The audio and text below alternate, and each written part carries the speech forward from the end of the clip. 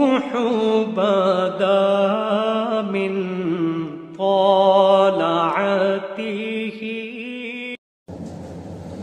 بسم اللہ الرحمن الرحیم. تیسرے پارے میں 11 رکوع سورہ آل عمران کے 3 رکوع مکمل ہوئے. سورہ آل عمران کی آیت نمبر 30 پر.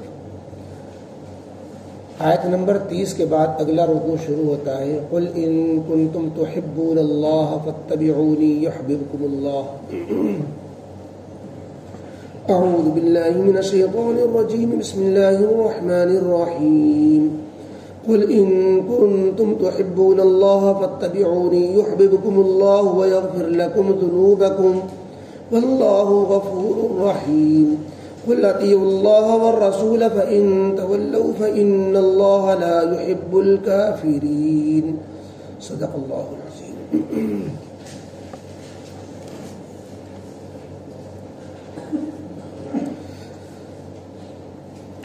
اوپر کی آیات میں اللہ رب العزت کی طرف سے بندوں کو یہ وعید سنائی گئی تھی کہ انسان جو کچھ بھی دنیا میں کر رہا ہے اچھا یا برا سب قیامت کے دن موجود پائے گا. اور جب وہ دیکھے گا اپنی نیکیوں کے ساتھ بہت سی برائیوں کو تو وہ تمنا کرے گا کاش یہ دن ابھی نہ آتا, ہم اس کی تلافی کر لیتے, یہ دن ابھی دور کر دیا جائے, حساب کتاب ہمارا ابھی نہ ہو. اللہ نے فرمایا کہ آج دنیا میں اللہ اسی لیے تمہیں آگاہ کر رہا ہے, متنبع کر رہا ہے تاکہ کل کو تمہیں پچھتاوا نہ ہو. اور اوپر سے ذکر چل رہا تھا کہ تم اپنا تعلق اللہ سے, اللہ کے نیک بندوں سے, مسلمانوں سے جوڑ کے رکھو. غیروں کے درمیان گھس کر کے ان سی محبتوں میں اور ان کے طریقوں میں جو اپنی نجات سمجھ رہے ہو اور دلوں میں جو غیروں کی محبتیں پال رہے ہو یہ تمہارے لیے نقصان دہ ہے. تم اپنی موالات اور دوستی اور قلبی محبت کا تعلق یہ صرف اپنوں میں رکھو, اپنے ہم مذہب, اپنے ہم مشرب, اپنے دین والوں سے.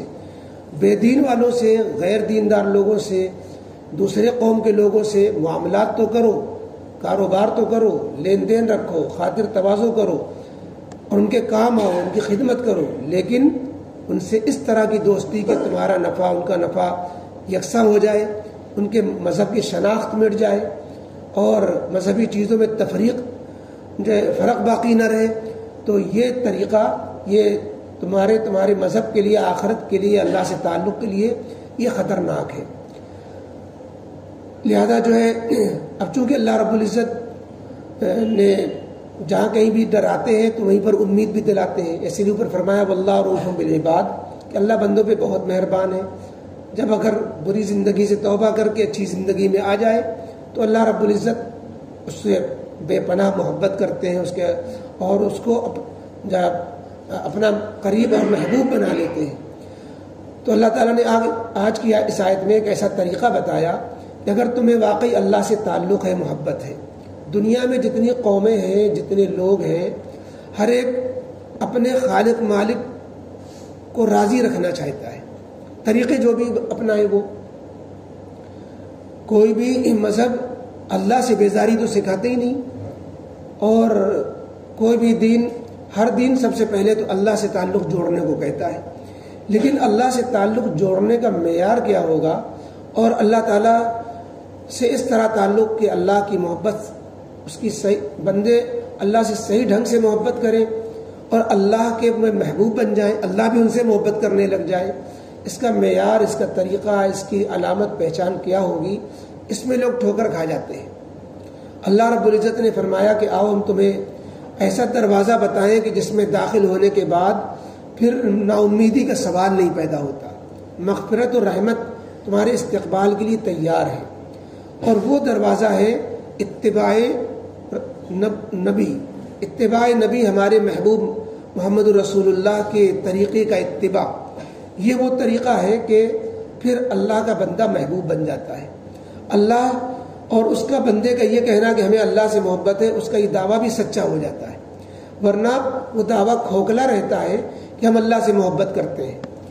اللہ سے جو کوئی محبت کرتا ہے وہ جو ہے اگر اس شرط کو پورا نہیں کر رہا ہے, اس کے اندر یہ علامتیں نہیں پائی جا رہی ہیں کہ اللہ کے نبی علیہ السلام سے، اللہ کے دین سے، اللہ کی بھیجی ہوئی کتاب سے، اللہ کے بتائے ہوئے قانون سے، اس کو اگر وہ فالو نہیں کر رہا ہے، پھر وہ کتنا ہی پکار کر کہے کہ ہم اللہ سے محبت کرتے ہیں اور اللہ کو مانتے ہیں اور اللہ سے ہمارا تعلق ہے، یہ تعلق جھوٹا ہے۔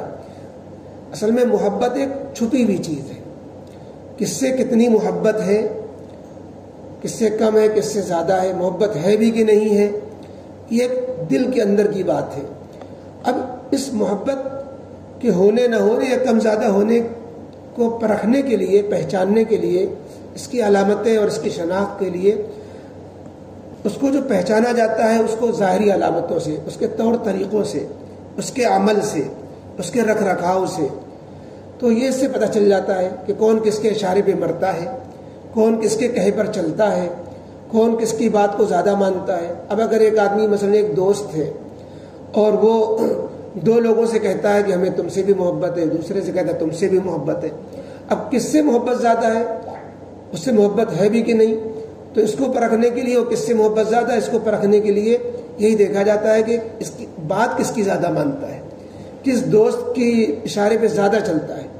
اگر دو دوست الگ الگ ایک بات کہہ رہے ہیں تو اب دیکھا جاتا ہے کہ کس دوست کی بات کو ٹھکرا رہا ہے، کس دوست کی بات کو مان رہا ہے۔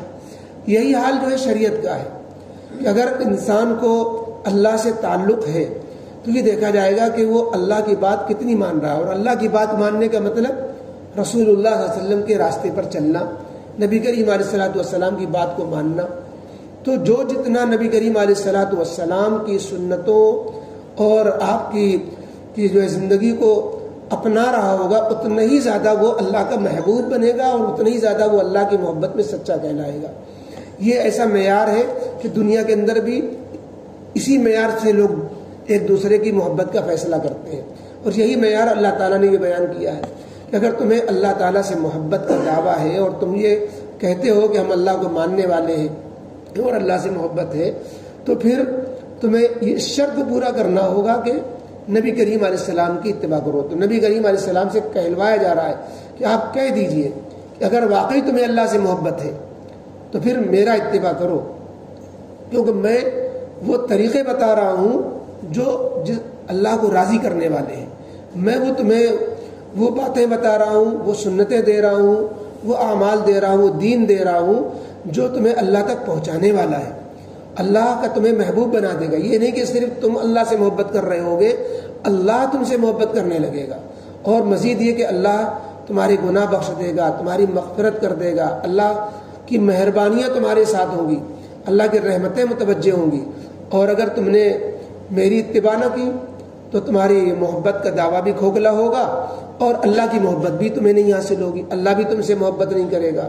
بلکہ اللہ رب العزت تو ان لوگوں کو جو مجھے مانے نہیں، میرے دین کو قبول نہ کرے، کفر اختیار کرے، اللہ اس سے محبت کرتا ہی نہیں ہے۔ وہ اپنے آپ میں چاہے اتنا مگر رہے کہ ہم اللہ کو مان رہے ہیں، خدا کو مان رہے ہیں، وہ اپنے کہتے رہے، لیکن اللہ ان کو پسند نہیں کرتا، وہ اللہ کے محبوب نہیں بن سکتے، اللہ ان سے بالکل محبت نہیں کرتا۔ اللہ کو کافروں سے محبت نہیں ہے۔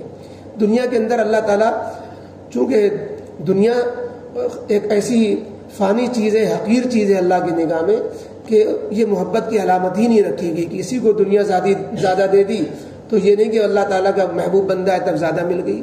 اللہ تعالیٰ نے 25ویں پارے میں سورہ زخرف میں فرمایا کہ اگر آزمائش بہت سخت نہ ہو جائے ہمارے ماننے والوں کے لیے تو میں تو کافروں کے لیے ان کے گھروں کو سونے اور چاندی کا بنا دیتا، ان کی چھتیں جو ہے سونے چاندی کی بنا دیتا، لیکن یہ آزمائش کچھ زیادہ سخت ہو جائے گی، لوگ پھر جو ہے دنیا کی خاطر اسی طرف بھاگ جائیں گے، ایمان والے کم بچیں گے، اتنی بڑی آزمائش کو جھیل نہیں پائیں گے۔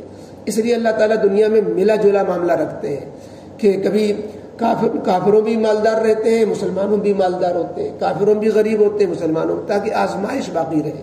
ایمان بالغیب کی آزمائش اسی میں رہے کہ اب دیکھیں کون جو ہے اللہ کو راضی رکھنے کے لیے اپنی عقل سے اللہ کو مانتا ہے، باوجود کہ دنیاوی حالات کے اعتبار سے وہ اللہ تعالیٰ کی طرف سے آزمائش کا شکار ہے، اس کی روزی کم تنگ ہے، اس کے کاروباری حالات خراب ہیں، اس کی صحت کے اعتبار سے اس کے ساتھ پریشانیاں ہیں، لیکن اس کے باوجود اب مانتا ہے نہیں مانتا ہے، اس لیے کہ اللہ نے دنیا نہیں اچھی بنائی.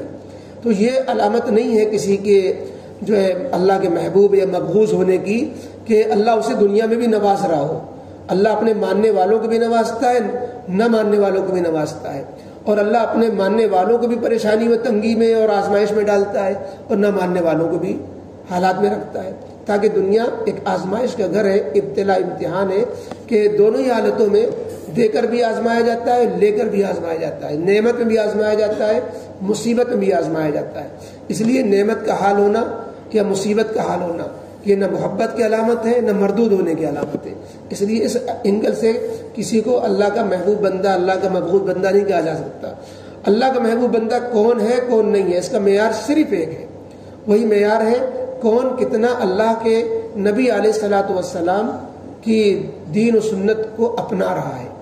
امام مجدد الفسانی شیخ احمد سرہندی رحمۃ اللہ علیہ کہتے ہیں کہ اللہ سے محبت کے طور طریقے تو بہت سے ہیں، اس کے مظاہر اور اس کے طریقے کہ کوئی ذکر کے ذریعے سے اللہ کو سے محبت کرتا ہے، کوئی اور کسی طریقے سے محبت کرتا ہے، لیکن اللہ تک رسائی کا جو سب سے شارٹ راستہ کہ وہ خطا نہیں کرتا اور اللہ کی محبت اس کو بہت جلد حاصل ہو جاتی ہے، وہ سنت سے زیادہ کوئی قریب راستہ نہیں ہے.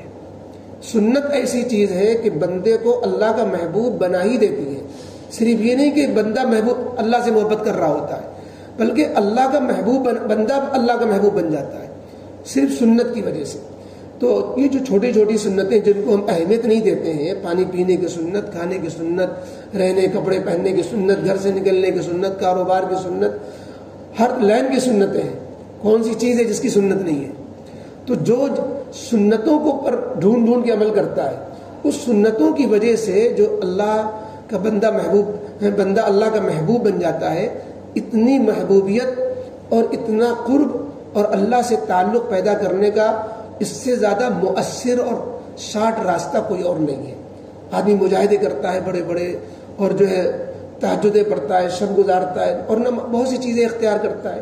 تو وہ سب چیزوں میں اپنی جگہ پر ہیں سارے مجاہدے، لیکن سنت کا طریقہ اپنانا، اس سے اللہ کی محبوبیت جو حاصل ہوتی ہے وہ کسی اور طریقے سے نہیں.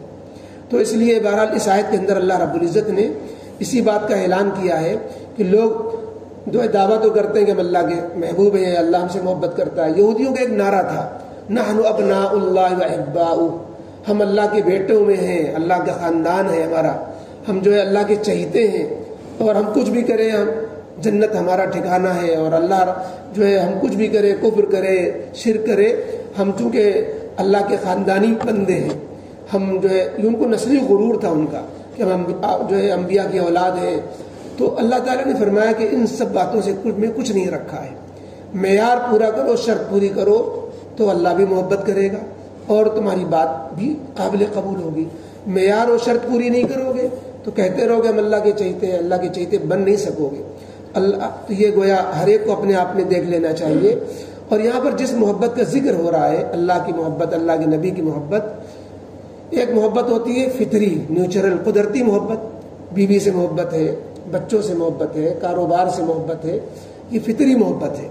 اور ایک ہوتی ہے اختیاری اور عقلی محبت، شرعی محبت اس کو کہہ لیجیے. شرعی جو محبت ہوتی ہے وہ اپنی اختیار کی بھی ہوتی ہے، اپنے فیصلے سے ہوتی ہے. یہ جس محبت کا مطالبہ کیا جا رہا ہے کہ تم اللہ سے محبت کرنا چاہتے ہو، اللہ کے نبی کی اتباع کرو، اللہ کے نبی سے محبت کرو، یہ اختیاری محبت کی بات ہو رہی ہے. ورنہ بعض دفعہ انسان کو شبہ ہو سکتا ہے کہ ہم کو تو بیوی سے زیادہ محبت ہے یا بیٹے سے زیادہ محبت ہے، کاروبار، وہ محبت دوسری قسم کی ہے، وہ قدرتی محبت ہے. اب طبعی محبت میں اور شرعی محبت میں اگر ٹکراؤ ہو، پھر اس ٹکراؤ میں اگر طبعی محبت کو آگے رکھ رہا ہے تو سمجھنا چاہیے کہ پھر اس کی شرعی محبت غالب نہیں آ سکی. مطالبہ یہ ہے کہ تمہاری عقلی اور شرعی محبت طبعی محبت پر غالب آ جائے. خدا نخواستہ بیٹی، بیوی، بچے بے دین ہو رہے ہیں اور وہ دشمنوں کے ساتھ جا کر کے پینگے بڑھا رہے ہیں، پھر بھی آپ ان سے ویسے ہی لگاؤ، ویسی محبت، ویسی رکھ رکھاؤ، کوئی جو نہیں رینگ رہی آپ کی، اور آپ اس کی بے دینی کے باوجود کوئی فرق نہیں پڑ رہا آپ پر، تو سمجھنا چاہیے کہ آپ کی اللہ اس کے نبی سے محبت نہ کے برابر ہے، کمزور پڑ چکی ہے۔ اور اگر آپ نے کہا کہ اگر بیٹا اگر گستاخی کرے گا نبی کی شان میں تو ہم بیٹے کی گردن اڑا دیں گے، ہم بیٹے کو گھر سے نکال دیں گے، چھوڑ دیں گے، اس کا مطلب یہ ہے کہ آپ کی اللہ کے نبی کی محبت غالب ہے، تبھی تو آپ اولاد کو چھوڑنے کو تیار ہو گئے کہ چونکہ وہ قادیانی بن گیا، وہ مرتد ہو گیا، وہ جو ہے نبی کی شان میں گستاخی کرنے لگ گیا، لہٰذا ہم اس کو چھوڑ دے رہے ہیں۔ تو بیٹے کے ناجائز عمل کو آپ پسند نہیں کر رہے، کڑ رہے ہیں، ڈانٹ رہے ہیں، اس کو سیدھے راستے پر لانے کی کوشش کر رہے ہیں، تو یہ سمجھنا چاہیے کہ آپ کی دین کی محبت، اللہ کی محبت زیادہ ہے طبعی محبت پر، اور اگر ہر غلط چیز میں ہاں میں ہاں ملاتے جا رہے ہیں، اس کا مطلب کہ دینی محبت، عقلی محبت آپ کی اللہ اس کے رسول سے کمزور پڑی ہوئی، یہ فکر اور ڈرنے کی بات ہے۔ تو بہرحال اس آیت میں اللہ تعالیٰ نے ایک جو ہے دعوت دی اس بات کی، اللہ سے محبت کرنا چاہتے ہو تو نبی کا اتباع اختیار کرو، تمہارا اپنا نبی کی اللہ سے محبت تمہاری صحیح ہو جائے گی، اور پھر اس کے تمہیں فائدے بھی حاصل ہوں گے۔ قل ان کنتم تحبون اللہ، اے نبی علیہ السلام آپ ساری لوگوں سے کہہ دیجئے اگر تم اللہ سے محبت واقعی رکھتے ہو، فاتبعونی، تو اس کا ایک ہی طریقہ ہے کہ تم میری اتباع کرو، ورنہ اللہ سے محبت تمہاری ہو ہی نہیں سکتی۔ یحببکم اللہ، پھر اس کا فائدہ میری اتباع کا یہ ہوگا کہ اللہ بھی تم سے محبت کرے گا، ویغفر لکم ذنوبکم، اور اللہ تمہارے گناہ تمہارے لیے بخش دے گا، واللہ غفور الرحیم، اور اللہ تو بہت بخشنے والا مہربان ہے۔ قل اطیعوا اللہ والرسول، اور اے نبی علیہ السلام یہ بھی کہہ دیجئے کہ اللہ کی اطاعت کرو اور رسول کی اطاعت کرو، یعنی اللہ کی اطاعت کا تم دم بھرتے ہو اور رسول کی مخالفت کرتے ہو تو بھی یہ نامکمل ہے معاملہ، اللہ راضی ہونے والا اس سے نہیں ہے۔ اللہ کی اطاعت کے ساتھ رسول کی اطاعت بھی ضروری ہے۔ فَإِن تَوَلَّوْا، اگر لوگ روگردانی کر رہے ہیں کہ اللہ کو تو ماننے کے دعویٰ کرتے ہیں اور رسول اللہ سے مخالفت، جیسے یہود و نصارہ، فَإِنَّ اللَّهَ لَا يُحِبُّ الْكَافِرِينَ، تو کہہ دیجئے کہ پھر تو اللہ کا اعلان ہے کہ اللہ کافروں سے محبت کرتا ہی نہیں ہے، لہذا جو رسول اللہ صلی اللہ علیہ وسلم کا منکر ہے وہ اسلام کا منکر ہے، وہ کافر ہے، اور اللہ کافروں سے محبت نہیں کرتا۔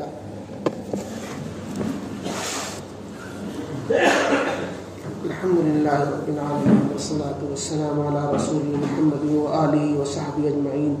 اللهم صل على محمد وعلى آل محمد كما صليت على إبراهيم وعلى آل إبراهيم إنك حميد مجيد۔